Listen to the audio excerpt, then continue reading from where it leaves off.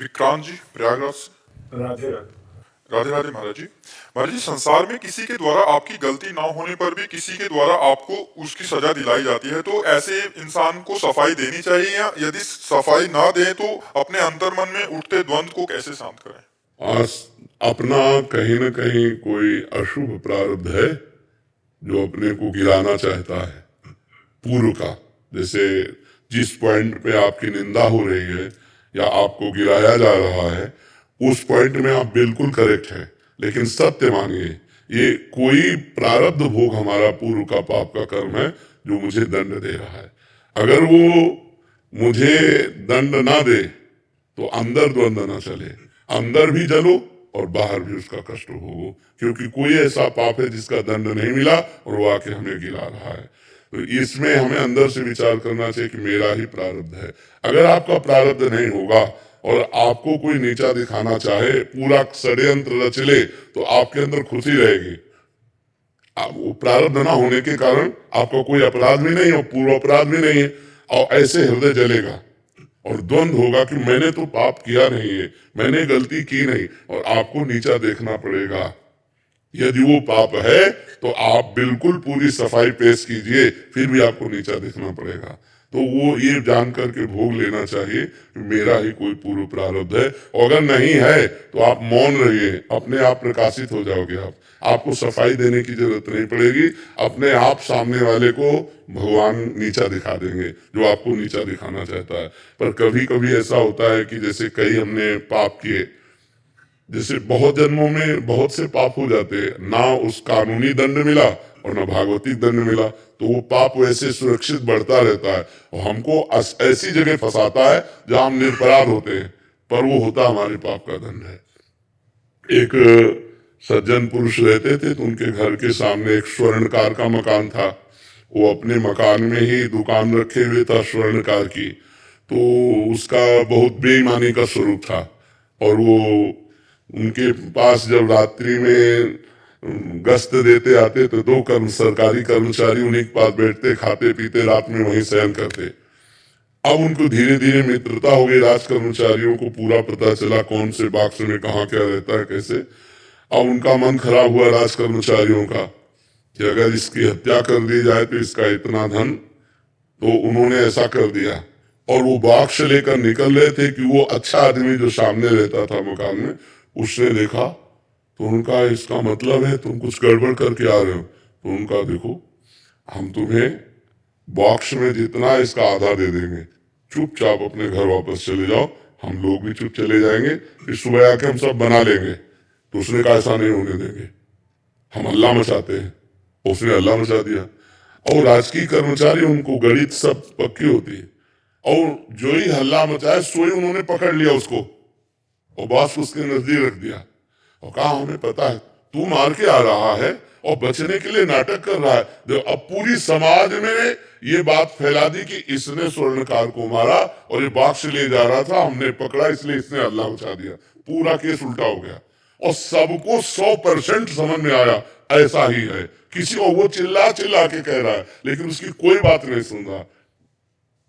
मुकदमा हुआ, जज के सामने जब खड़ा हुआ हो तो रो दिया और कहा जिसकी कसम खवा लो, यद्यपि मैं फंस चुका हूं, उनके पास प्रमाण है, मेरे पास प्रमाण नहीं, पर मैं आपसे रो के कहता हूं कि मैं सत्य हूं, इस केस में मेरे द्वारा कोई पाप नहीं हुआ।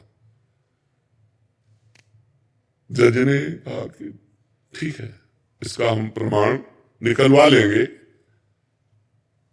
एक जिंदा आदमी मुर्दे का सो बनाया ऐसे उसमें और कहा लावारिस लाश थी, तो इसका अंतिम संस्कार करने जाना है।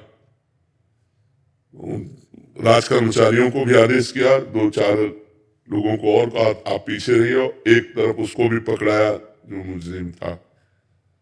वो गए, जब एकांत देखा तो कहा कहते थे आधा बॉक्स स्वर्ण ले ले तो बच जाता ना, फंसा दिया ना, अब पूरी जिंदगी जेल भोगेगा। और वहां डायरेक्ट वो लगाए हुए थे जिससे उनको सुनाई दे। तो उसने कहा चाहे फांसी हो जाए लेकिन हम इसमें दोषी नहीं है, दोषी तुम लोग हो और देख लेना भगवान तुम्हें दंड देंगे, ऐसी बात। अब जज के सामने तो प्रमाण मिल गया कि दोषी राज कर्मचारी हैं, तो उसने कहा इतने दिनों से मैं जेल भोग रहा हूं, इतने मेरे दुख और अपमान हुआ, ये क्यों, ऐसा क्यों हुआ? जज से कहा, मैं निर्दोष था, मैं चिल्ला चिल्ला कह रहा था। तो जज ने कहा सही बताओ, हम किसी और जन्म की बात नहीं पूछते, इस जन्म में कोई ऐसा पाप किया है जो गुप्त हो और बड़ा हो?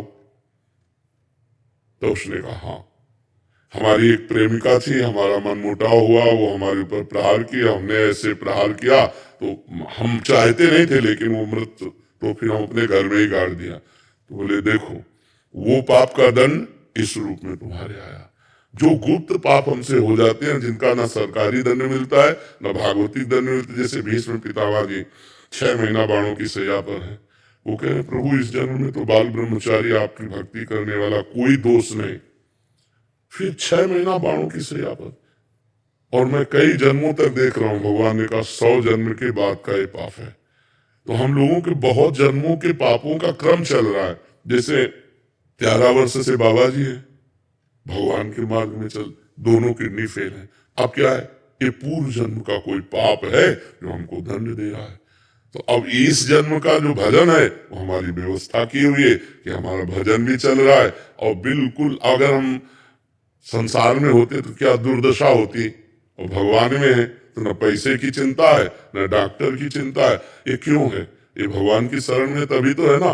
तो हमारे भजन का, हमारी शरणागति का ये है, और पूर्व के पाप का ये है। तो हमको विवेक के द्वारा पता है कि शरीर बदलते रहते हैं, जीवात्मा तो वही होता है ना। तो अब जो करता है, करता तो वही है ना।